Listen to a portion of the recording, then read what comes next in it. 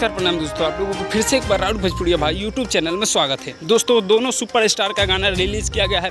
कल पवन सिंह का एक गाना रिलीज़ किया गया है भोले भंडारी, और आज खेसारी लाल यादव जी का एक गाना रिलीज़ किया गया है जो कि सोना गईली देवघर। जी हाँ दोस्तों, गाना का नाम है सोना गईली देवघर। इस दोनों गाने के बारे में बात करेंगे। उससे पहले मेरा नाम सूरज पासवान है, आप लोग देख रहे हैं राउड भोजपुरिया भाई। दोस्तों आप हमारे चैनल पर नए हैं तो चैनल को प्लीज़ सब्सक्राइब कर लीजिए, क्योंकि ऐसे ही अपडेट वीडियो आप सभी के लिए लाते रहते हैं। चलिए दोस्तों आपको बताते हैं कि इस दोनों गाने के बारे में आज खेसारी लाल यादव जी के और पवन सिंह के गाने के बारे में बात करेंगे।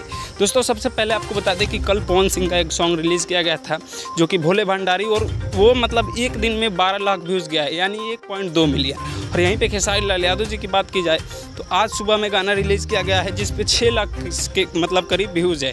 तो काफ़ी ज़्यादा पीछे हैं खेसारी लाल यादव जी, लेकिन एक दिन होने पर आगे निकल सकते हैं। बाकी आप लोग नीचे कमेंट बॉक्स में ज़रूर बताइएगा कि आप किसके गाने को सपोर्ट करते हैं और किसका गाना सबसे ज़्यादा आपको अच्छा लगता है। बाकी मिलते हैं जल्दी नेक्स्ट वीडियो के साथ, तब तक के लिए जय हिंद, जय भोजपुरी।